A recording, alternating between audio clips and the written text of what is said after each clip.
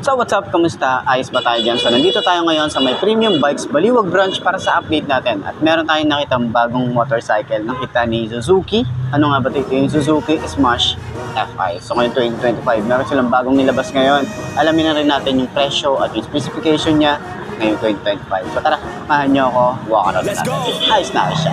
Time to grind, get inside your mind. Yeah, we working overtime. That's the only way to climb. We gon' make it in our prime. Signing on the dotted line, cashing checks left and right. That's the way I'm living life.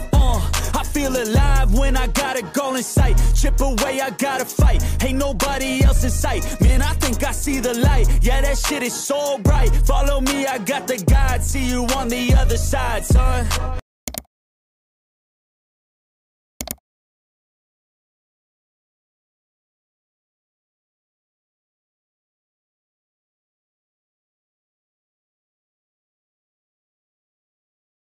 So yun na nga mga boss, no, sa lahat ng mga nagtatanong, magkano nga ba ang ganitong motorcycle? Ito ay nagkakahalaga ng 72,400 kapag kinuha nyo ng cash. At syempre, available din po yan sa installment. Ilalagay ko na lang din dyan sa screen nyo. Ano nga ba installment niya? And then kung meron silang rebate or down payment, nandyan po sa screen nyo. So sa tingin nyo, sulit nga ba ang presyo niya ngayon 2025 para sa Suzuki Smash FI? Comment nyo naman yan. At para naman doon sa mga nakagamit na ng ganitong motorcycle, baka pwede nyo i-share dyan. Ano nga ba yung mga naging experience nyo sa motorcycle na to? Ayos na ayos siya. Ain't nobody know what I've been through. Ain't nobody know what I can do. I'm ready to go into battle. I'll put on a show, razzle dazzle. I'm about to take off. Never gonna stop till I'm chilling at the top, yeah. No, I'm about to take off. Never gonna stop till I'm chilling at the top, yeah. So get out my way, I'm here to stay. You can try another day, yeah. Cause I love the taste of winning the race. Gold medal, first place, yeah. Never gonna stop till I'm chilling at the top, yeah. Gonna... So yun ako mga best, no, sa lahat ng mga nagtatanong, bago nga ba to?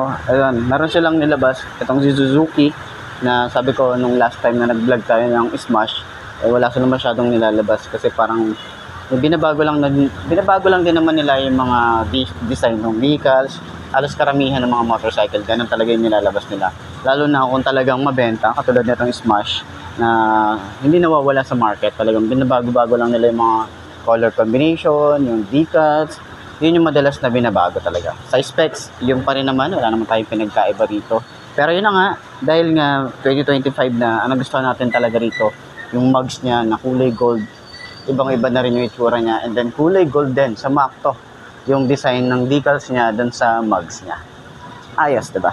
So dito rin sa side, meron din tayong gold lining. And then parang dirty white or beige, yung kanyang color variant ngayon, diba? Yung color combination, ang ganda. May matte finish pa na kulay black. So upuan na natin, side stand muna natin. Kung ano nga ba itsura natin dito kapag naka-side stand. Ganyan ang itsura niya kapag naka-side stand. So mukhang goods naman siya kahit sa mga parking. Okay din naman to iwanan. So hindi siya mukhang mabubuwal. So sakyan na natin. 5 to ang ating height. Yun know. So kung mga beginner bike yung gusto nyong bilhin or mga ganitong motorcycle na semi-automatic. O nga pala, semi-automatic to, hindi to declutch, hindi rin to automatic. Okay, semi-automatic siya. So, magaan siya kapag naitayo na natin. Tingkayad, oo, tingkayad tayo rito. Pero manageable naman, kaya natin i-manage yan. Lalo na kung mga ganitong motorcycle, pwede natin iwanan yan or hindi natin hawakan. Ganyan yung itsura natin. So, pag nagra-rides naman tayo, maluwag yung ating legroom. Pwede tayo maglagay dito ng bracket pa. Para at least dun sa mga gamit na gusto nating lagay pa rito sa harap, kasi madalas naglalagay tayo ng bag dito sa harap, bili tayo ng bracket. Merong mga nabibili sa aftermarket nun, bracket para dito. Pag naglo-long ride naman tayo rito, goods din naman to. Kahit sabihin natin na mababa lang yung CC niya, okay lang yan, wala problema yan. Okay, kung hindi ka naman masyadong nagmamadali sa daan, pwede ang isang to. Pero sabihin natin na Smash to, halimaw to pagdating sa torque niya. So, sa turning radius niya, sobrang lawak din. Ganyan ang itsura niya, oh. Okay, sa shock, ganda rin ng shock. Ayan, malambot din. Wala rin ako nakapansin na lumalagikit dito. And then sa likod, malambot din. Ganda rin yung shock niya. Tapos nagustuhan pa natin dito yung upuan, sobrang lambot din, maganda sa puwet. Pati sa OBR niya, maganda rin. So, yun lang naman, no? Yun ang mga bagong upgrade dito or bagong muka para dito sa ating Suzuki Smash FI. So, comment nyo naman sa baba kung sulit nga ba ngayon 2025. Yung presyo, kumikidlat. Yung presyo at yung specs niya, sulit pa rin nga ba ngayon 2025. Comment nyo naman yan. So, center stand natin, kung magaan siyang i-center stand, magaan lang din. Ayos.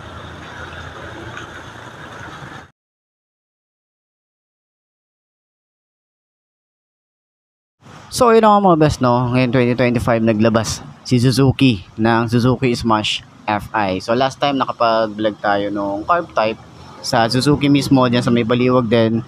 Pero ngayon, nadaanan ko lang din dito sa premium bikes, no? Dito sa premium bikes Baliwag. So, madalas tayo rito na nagbablog talaga, lalo na sa mga bagong motorcycle na dumarating. Ayan. So, ngayon, meron tayong nasa harap natin. Isang unit lang to, na kulay white. Or dirty white ba kung tatawagin, pero alamin na natin ano nga ba ang mga pinagbago dito.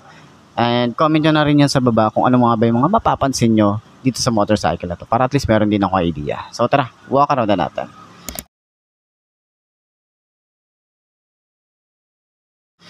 So yun na nga, sa kanyang headlight is meron pa rin tayo ritong chrome. Ayan, meron tayo sa headlight niya na chrome, pero sana talaga rito gawin nilang LED. So FI, meron tayong FI dito or pure injection. And then dito naman sa side, meron tayong Suzuki na emblem. Ang premium talaga ng datingan niya. Open part naman to. Meron pa rin tayo rito ang 3 bolts. So madalas na ginagawa rito is nilalagyan nila ng basket dito sa harap para at least kapag namamalengke or meron mga gamit sa loob, pwede nating dalhin dyan sa front, di ba? Meron tayong basket. Goods lang naman. So, dito naman sa side, meron din tayong gold lining, Smash FI. Ayan, talagang bumagay siya doon sa gold na ating mugs. Ayan. So, maangas pa rin at talagang sporty looking yung datingan niya dito sa front. Ayan, mukha siyang mantis or mukha siyang tawag dito, parang tipaklong. Mantis nga, tipaklong, di ba? Yun yung datingan niya. So, may mga sharp design din dyan. Merong open part yun dito.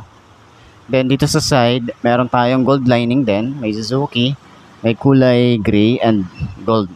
Tapos dun sa side, meron din Smash yata yun. MA nakalagay eh. Tingin ko Smash yung design niya rito.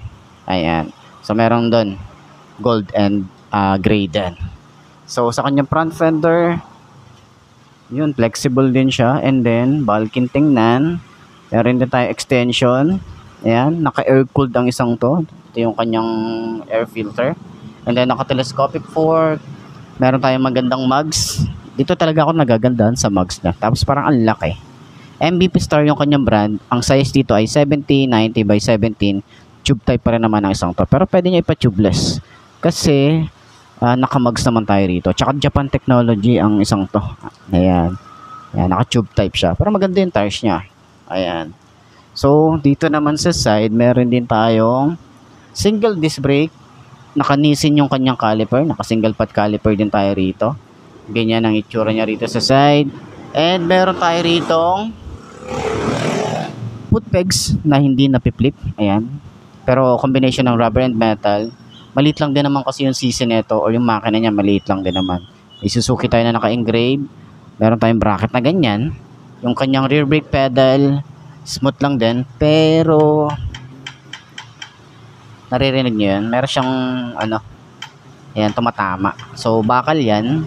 Ang suggestion ko dito, lagyan nila ng rubber para at least hindi maingay, lalo kapag bumabiyahe, di ba, magbabibrate siya, kakalansing siya. Ayun lang naman yung ating comment, ba? So kickstart, meron pa rin siya, maganda rin yung kanyang metal na ginamit dito. Ayan. So dito naman sa ating panel gauge, isa rin sa mga gusto kong i-upgrade ni Suzuki ay maglabas sila ng digital panel. Diba? Pero dito naman sa design dito, sporty looking din naman. Napaka-colorful din niya. Ayan, kita nyo naman, diba? Speedometer, odometer, fuel gauge, signal light na isang blink lang, engine check pag naka high beam, and then alam ko ito parang siya, kung may sensor yata to, kung merong problema sa motor natin, iilaw siya. Neutral, tsaka 1 to 4 na gear indicator niya. So dito, matte finish. Yan ay tsura. And then electric starter dito, naka-automatic on na rin ang isang to. Pero hindi ko na-trip dito yung kulay yellow na paint.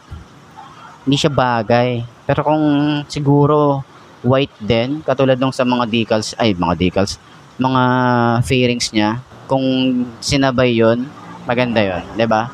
So dito naman meron din tayong grip na makapit din. Throttle niya mababaw lang din. Bar end metal. Yung kanyang front brake, ayan, smooth naman, tsaka malapad yung kanyang lever. Ayan. So grip niya rito makapit din. High and low. Napaka-ordinary ng kanyang switches, no?